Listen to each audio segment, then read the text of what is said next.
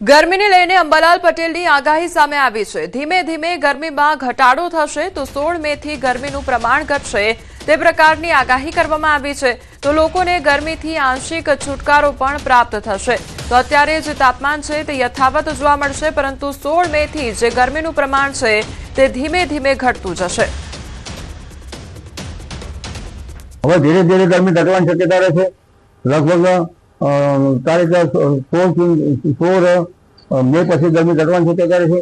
હવે ધીરે ધીરે 232 થી 280 ડિગ્રીના પવનો ફૂંકાવાની શક્યતા રહેશે, જે ભેજ લાવશે। હવામાન નિષ્ણાંત અંબાલાલ પટેલની આગાહી સામે આવી છે। ત્યારે 20 મે અંદમાનમાં સર્જાશે જોરદાર વરસાદ। 8 થી 15 જૂનમાં કેટલાક ભાગમાં વરસાદ વરસશે તો 23 થી 28 જૂનમાં ગુજરાતમાં સારો વરસાદ થશે તેવી પણ આગાહી કરવામાં આવી છે।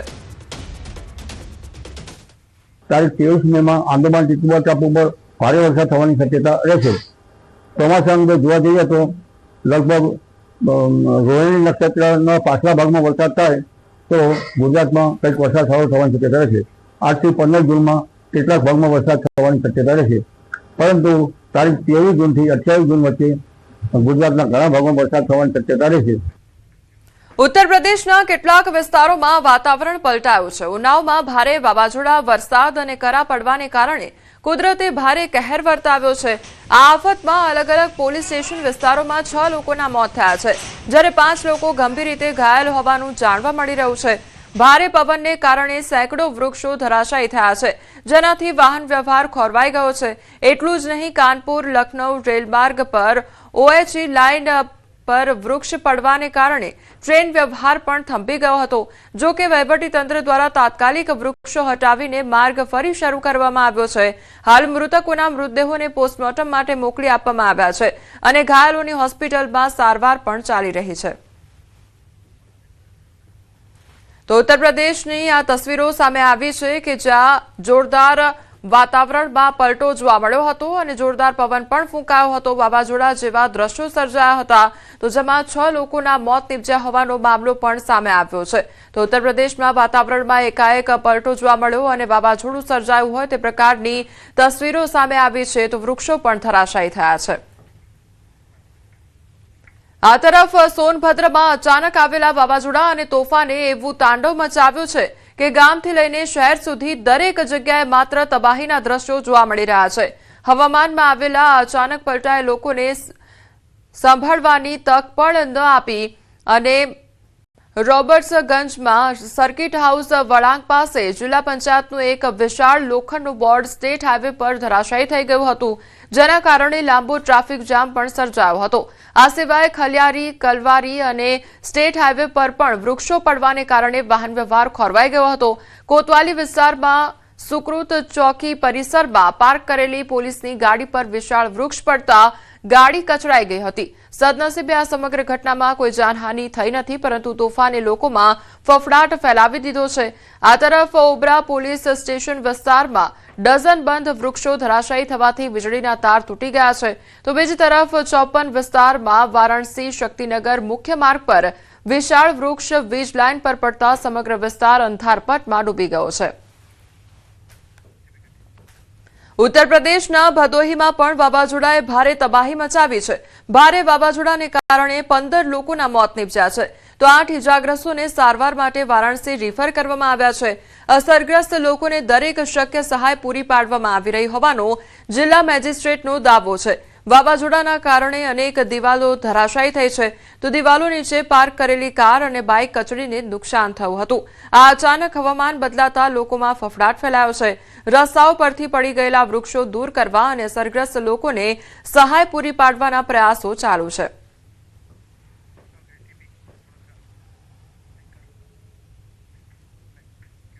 વડોદરામાં કોંગ્રેસના કોર્પોરેટર આશિષ જોશીની અમદાવાદથી ધરપકડ કરવામાં આવી છે। ત્યારે ચૂંટણી દરમિયાન દારૂના કેસ અંગે રામોલ પોલીસે તેમને ઝડપી પાડ્યા હતા। સંખેડા પોલીસ સ્ટેશનમાં આશિષ જોશી સામે ચૂંટણી સમયે ગુનો નોંધાયો હતો, જેને લઈને હવે પોલીસ દ્વારા આગળની કાયદેસરની કાર્યવાહી હાથ ધરાઈ છે। કેસને લઈને રાજકીય વર્તુળોમાં ચર્ચા તેજ બની છે અને આગામી દિવસોમાં વધુ ખુલાસા થવાની શક્યતા પણ વ્યક્ત કરવામાં આવી રહી છે। સંવાદદાતા હાર્દિક અમારી સાથે જોડાઈ ગયા છે। હાર્દિક, શું કાર્યવાહી હાથ ધરવામાં આવી છે? દારૂના કેસમાં હવે ઝડપાયા છે। બિલકુલ જો સમગ્ર મામલાની શરૂઆતથી આપણે વાત કરીએ તો જ્યારે મતદાન થવાનું હતું એના 1-2 દિવસ પહેલા જે છે તે સંખેડાથી એક બુટલેગરની ધરપકડ જે છે તે સંખેડા પોલીસ દ્વારા કરવામાં આવી હતી અને તેની પાસેથી વિદેશી શરાબનો જથ્થો જે છે તે જપ્ત કરવામાં આવ્યો હતો। સંખેડા પોલીસે જ્યારે બુટલેગરની પૂછપરછ કરી ત્યારે તેના દ્વારા એવો ખુલાસો કરવામાં આવ્યો હતો કે વડોદરા કોંગ્રેસના જે ઉમેદવાર છે આશીષ જોશી તેમને જે છે તે ચૂંટણી માટે આ દારૂ જે છે તે મંગાવ્યો છે। એટલે પોલીસ દ્વારા જે બુટલેગર છે તેની કોલ હિસ્ટ્રી ચેક કરવામાં આવી હતી અને પોલીસને એ પ્રકારના પુરાવા મળ્યા હતા કે બુટલેગર દ્વારા આશીષ જોશી જે છે તેને ફોન લગાવવામાં આવ્યો છે। એટલે કોલ હિસ્ટ્રીમાં આશીષ જોશીનું નામ જે છે તે ખુલ્યું હતું। એના આધારે પોલીસે જે છે આશીષ જોશી વિરુદ્ધ કાર્યવાહી શરૂ કરી હતી, પરંતુ ચૂંટણી હતી, ચૂંટણીનું પરિણામ હતું, આશીષ જોશીની જીત થઈ ત્યાં સુધી સંખેડા પોલીસ વડોદરા આવી હતી, પરંતુ એ સમયે જે છે એ પરિસ્થિતિ જોતા તેમની ધરપકડ નથી કરવામાં આવી। પરંતુ હવે થોડા સમય બાદ જે છે તે અમદાવાદ ખાતેથી આશીષ જોશીની ધરપકડ કરી લેવામાં આવી છે અને સંખેડા પોલીસ જે છે તેને આશીષ જોશીનો કબજો જે છે તે સોંપવામાં આવ્યો છે। ત્યારે હવે આશીષ જોશીની ધરપકડ બાદ જે રાજકીય વર્તુળો છે તેમાં ચર્ચા જાગી છે અને આશીષ જોશીના ધરપકડના કારણે કોંગ્રેસમાં પણ રોષ જોવા મળી રહ્યો છે અને તેમને ખોટા કેસમાં ફસાવ્યા હોવાના જે આક્ષેપ જે છે તે કોંગ્રેસ દ્વારા કરવામાં આવી રહ્યા છે। જે હાર્દિક, સમગ્ર માહિતી બદલ આપનો આભાર। અમદાવાદ શહેરમાં ગુનેગારો પર જાણે કે લગામ ન હોય તેવી સ્થિતિ સર્જાઈ છે।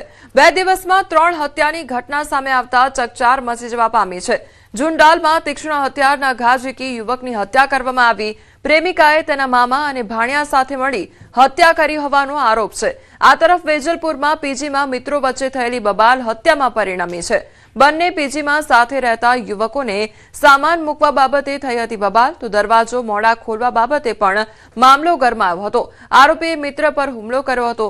ઇજાગ્રસ્ત યુવકનું સોલા સિવિલમાં સારવાર દરમિયાન મોત નીપજ્યું। તો આ તરફ શીલજ વિસ્તારમાં આવેલી અવનીશ હાઇટ્સમાં 56 વર્ષીય શખ્સની હત્યાનો ચોંકાવનારો બનાવ બન્યો છે। મંગળવારે સવારે પુત્ર સમર્થે પિતાને લોહી લુહાણ હાલતમાં જોતા પોલીસને જાણ કરી હતી। અમદાવાદ ગ્રામ્યના બોપલના શીલજ વિસ્તારમાં આવેલી અવનીશ હાઇટ્સમાં 56 વર્ષીય મનીષભાઈ ચોકસીની હત્યાનો ચોંકાવનારો બનાવ સામે આવ્યો છે। મંગળવારે સવારે પુત્ર સમર્થે પિતાને લોહી લુહાણ હાલતમાં જોતા પોલીસને જાણ કરી હતી। તપાસ દરમિયાન ફ્લેટના સીસીટીવીમાં મનીષભાઈના શાળાના દીકરા વ્રજ સોનીની અવરજવર જોવા મળતા પોલીસે ટેકનિકલ સર્વેલન્સના આધારે તેને ઉદયપુરથી ઝડપી પાડ્યો હતો। પ્રાથમિક તપાસમાં સામે આવ્યું છે કે ઘરમાં પડેલા રૂપિયા જોઈને વ્રજ સોનીની દાનત બગડી હતી અને તેણે મનીષભાઈની હત્યા કરી રોકડ રકમ તેમજ કાર લઈને ફરાર થઈ ગયો હતો। પોલીસે આરોપી પાસેથી અંદાજે 2.6 લાખ રૂપિયા રોકડા તેમજ કાર અને મહિલાના આંતરિક વસ્ત્રો કબજે કર્યા છે। તો આરોપીને મહિલાના કપડાં પહેરવાનો શોખ હોવાની પણ ચર્ચા છે, જેને લઈને પોલીસ તમામ દિશામાં વધુ તપાસ કરી રહી છે। અત્યાર સુધીની એની પૂછપરછમાં એવી ખબર પડી કે જો એને પૈસાની બહુ વધારે એની ટેવ હતી, જો પૈસા ખર્ચ કરવાની અને થોડો બહુ નશાનો પણ એને ટેવ હતી, તો એને માટે એમને પૈસા જોઈએ હતા અને એને ફેમિલીને સાથે રહેતો નથી। એની જે ફેમિલી જે છે એને સાથે ઘણો બધો ઝઘડો ચાલતો હતો એમનો, ઓર એને આધારે પણ આ 10-12 દિવસથી અહીંયા મનીષભાઈને ઘરે જે મરણ જનાર છે એને ઘરે રોકાવ્યા હતા। ઓર આ જે મોટિવ જે છે આ હત્યાનો આ પૈસા હતા ઓર એ પૈસા લઈને જે ત્યાંથી પછી નીકળ્યો હતો। કચ્છના કંડલા બંદર પર દુર્ઘટના સર્જાઈ। બર્થ નંબર 13 પર કાર્ગો હોલ્ડમાં 3 શ્રમિકોના મોત થયા છે। તો જહાજમાં સ્ટીવડોરિંગ કામગીરી વખતે ગુંગળામણના કારણે 3 મજૂરોના કરુણ મોત નીપજ્યા છે। જહાજના પ્રવેશદ્વાર પાસે બેભાન હાલતમાં મળી આવ્યા હતા શ્રમિકો, તો ક્રૂ મેમ્બર્સની મદદથી તેમને તાત્કાલિક રેસ્ક્યુ કરી હોસ્પિટલ ખસેડવામાં આવ્યા હતા, પરંતુ તબીબોએ તેમને મૃત જાહેર કર્યા। તો હાલમાં બનાવના ચોક્કસ કારણો જાણવા માટે તપાસ હાથ ધરવામાં આવી છે।